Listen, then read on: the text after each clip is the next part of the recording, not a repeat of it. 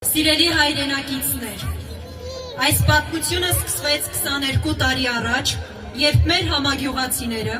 Ռուդիկ Գևորգյանը և Խաչիկ Սարգսյանը նվիրումի և մեծ համառության արդյունքում կարողացան կազմակերպել մեծ գիտաժողով, նվիրված Սառնախբյուրի գոյամարտի 85-ամյակին։ Գիտաժողովի ընթացքում ներկայացվեցին Ռուդիկ Գևորգյանի կողմից հավաքագրված արխիվային փաստաթղթեր, վկայություններ և բանավոր պատմություններ, որոնք լույս սփռեցին 1918 թվականի մայիսյան օրերին տեղի ունեցած իրադարձությունների վրա։ Քննարկումները կենտրոնացած էին գյուղի ինքնապաշտպանության, ռազմավարության, մասնակիցների խիզախության և ճակատամարտի նշանակության վրա, հայ ժողովրդի ազգային ազատագրական պայքարի համատեքստում։ Իհարկե, գիտաժողովին նախորդել էր նրանց երկարատև ու քրտնաջան աշխատանքը։ Այս նշանավոր իրադարձությունը Ռուդիկ Գևորգյանն անդրադարձել է իրադարձությանը իր ակունք փաստավավերագրական ժողովածուում, արխիվային փաստաթղթերով հաստատելով հոր և համագյուղացիների պատմածները։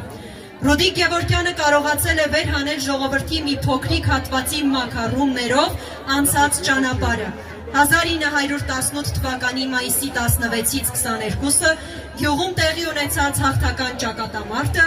իրավամբ դասելով Սարդարապատի, Բաշապարանի, Ղարաքիլիսայի հերոսամարտերի շարքին։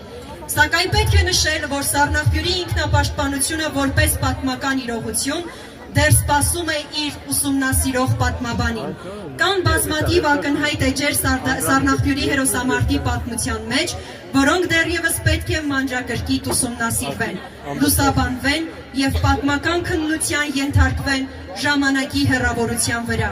Այդ ճակատամարտի մանրամասները, մասնակիցների անհատական սխրանքները և կազմակերպման առանձնահատկությունները դեռևս սպասում են իրենց արժանի գնահատականին, լրացնելու հայ ժողովրդի պայքարի ընդհանուր պատկերը։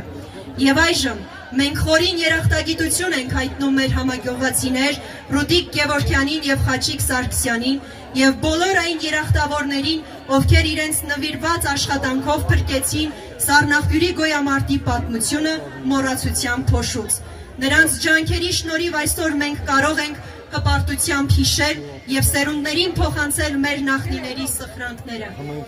Նրանց գործը մեզ պարտավորեցնում է շարունակել այդ ժառանգության պահպանումն ու տարածումը։ Թեև նրանք այլևս մեզ հետ չեն, նրանց գործերը շարունակում են ապրել մեր սրտերում։